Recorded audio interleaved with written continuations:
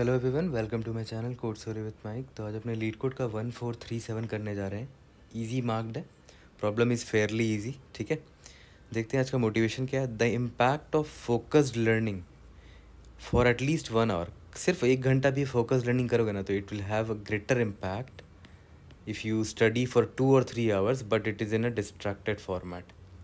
ठीक है, इसीलिए फोकस्ड लर्निंग का अलग ही वैल्यू होता है। और फोकस लर्निंग से मेरा मतलब क्या है कि आप फ़ोन नहीं यूज़ कर रहे, कोई एक्सटर्नल नॉइज़ नहीं है, सिर्फ एक साइलेंट जगह होना चाहिए और सिर्फ आप होने चाहिए, और 1 घंटे का सिर्फ डेडिकेटेड लर्निंग होना चाहिए।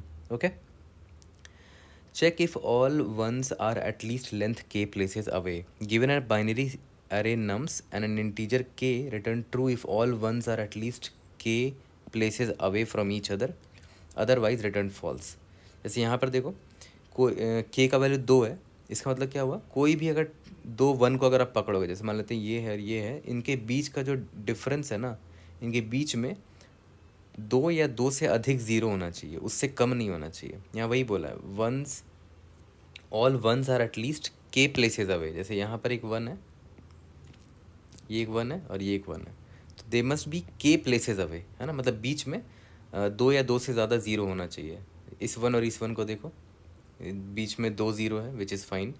फिर आप इस 1 और इस 1 को देखो, बीच में देखो बहुत सारे ज़ीरोज़ हैं, दिस इज़ ऑल्सो फाइन, इसीलिए आंसर ट्रू है। कोई भी एक ऐसा केस होता, मान लेते अगर यहाँ पर बीच में यहाँ पर एक और 1 होता, तो देखो इस 1 और इस 1 को अगर देखोगे तो बीच में सिर्फ एक 1 है, जबकि बोला गया है 2 या 2 से ज़्यादा 1 होना, सॉरी बीच में सिर्फ एक ज़ीरो है।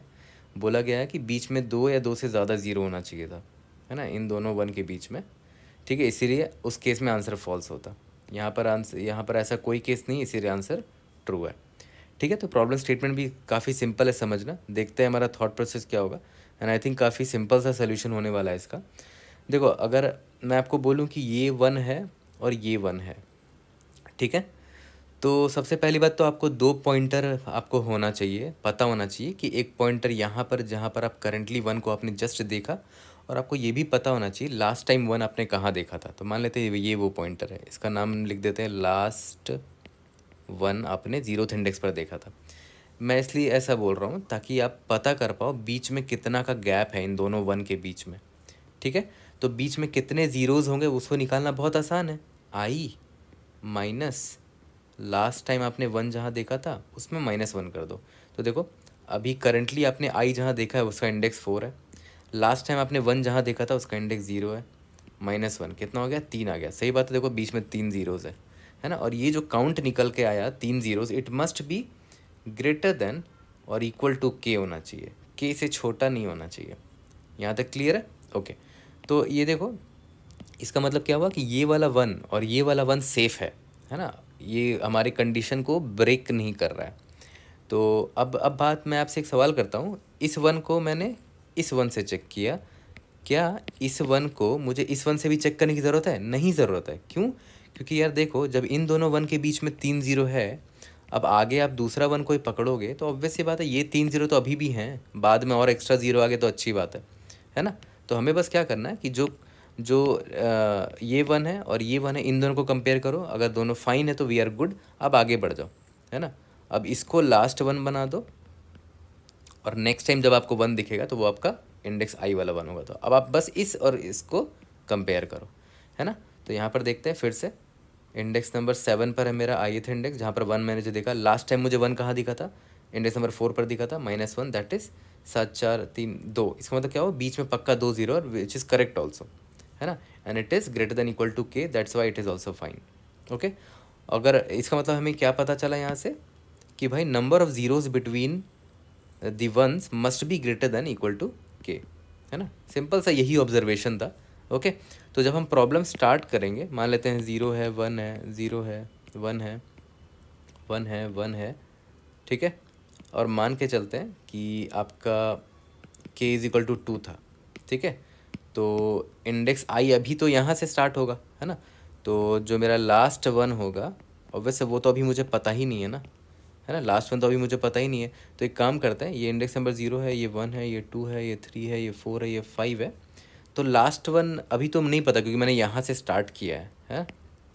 तो लास्ट 1 एक काम करते हैं, मान के चल लेते हैं कि वो ऑलरेडी लास्ट 1 जो है ना, इससे 2 दूरी के बाद पीछे था, मतलब अज्यूम कर लो एक स्टार्टिंग वैल्यू ले लेते हैं, है ना, क्योंकि देखो यहाँ पर मैं लास्ट वन में -1 नहीं ले सकता, है ना, लास्ट वन में यहाँ इंडेक्स नंबर -1 में नहीं ले सकता, क्योंकि देखो अभी मान के चलते अगर यहाँ पर 1 होता तो यहाँ पर अगर 1 होता तो देखो होता क्या, i माइनस लास्ट वन, -1 देखो वैल्यू क्या आता है, ये 0 है, माइनस लास्ट वन का वैल्यू अगर आपने -1 ले लिया, -1 लिया, देखो क्या आएगा, minus minus plus, sorry minus plus, तो ये 0 आ जाएगा ना, विच इज़ लेस देन के, तो हमें आंसर फॉल्स लगने लगेगा, जबकि ऐसा है नहीं, क्योंकि अभी यहाँ पर लेफ्ट साइड हमने कोई 1 देखा ही नहीं है, तो कम से कम लास्ट वन का वैल्यू के दूरी पर रख दो, है ना, तो मैं क्या करूँगा, लास्ट वन का वैल्यू ना माइनस ऑफ के दूरी के बाद रख दो, है ना, k+1 मतलब 3, और -3 क्यों, क्योंकि इस 0 के लेफ्ट हैंड साइड में मैं रखना चाह रहा था उसको कहीं पर, ठीक है, तो इसका वैल्यू क्या हो जाएगा यहाँ पर, -3 हो जाएगा। तो इससे क्या होगा ना कि अगर मुझे यहाँ पर 1 दिखेगा ना तो मुझे इनवैलिड नहीं लगेगा वो, क्योंकि देखो i का वैल्यू क्या है, 0 है, माइनस लास्ट टाइम मैंने 1 कहाँ देखा था, माइनस इंडेक्स 3 पर देखा था, -1, वही वाला फॉर्मूला लगा रहा हूँ जो यहाँ पर मैंने बताया आपको, तो देखो क्या आएगा, 3 - 2 आएगा, which is greater than equal to 2, है ना, greater than equal to k है, तो वी आर फाइन, है ना। तो बस मैं यहाँ पर आपको ये समझाना चाह रहा था कि इनिशियल वैल्यू रखना है आपको लास्ट वन का, वो क्या होना चाहिए, है ना, -k+1 रख दो, ठीक है, यहाँ तक क्लियर। तो काफ़ी सिंपल सा सोल्यूशन था देखा है तो। आराम से मैं इसका कोड आपको दिखा देता हूँ, 1 मिनट लगेगा, फिर इसको फिनिश करते हैं। तो देखो सिंपल सा कोड है, लाइन नंबर 5 में देखो int n = nums dot size ले लिया, लास्ट टाइम मैंने 1 कहाँ देखा था, एक इनवैलिड वैल्यू ले लेते हैं, है ना, नेगेटिव साइड ले लेते हैं, क्योंकि अभी तक मैंने 1 देखा ही नहीं है लास्ट टाइम कभी, है ना। जैसे ही मुझे 1 दिखता है मैं बस इतना चेक करूँगा कि i minus last one -1 must, अगर लेस देन के हो गया तो रिटर्न फॉल्स कर दूंगा, क्योंकि हमेशा ग्रेटर देन इक्वल टू के होना चाहिए, है ना, किसी भी 2 1 के बीच में के या तो के से ज़्यादा जीरोज़ होने चाहिए, तो यहाँ पर रिटर्न फॉल्स कर देंगे अगर लेस देन के है। और अगर ऐसा नहीं है तो मैंने 1 को अभी जस्ट देखा है, तो अब लास्ट 1 को मैं ये इंडेक्स बना दूंगा और मेरा i अब आगे जाएगा। यहाँ तक क्लियर है। और ऐसा कहीं पर भी रिटर्न फॉल्स नहीं हुआ तो लास्ट में रिटर्न को ट्रू कर देंगे, ठीक है। काफ़ी सिंपल सा अप्रोच था।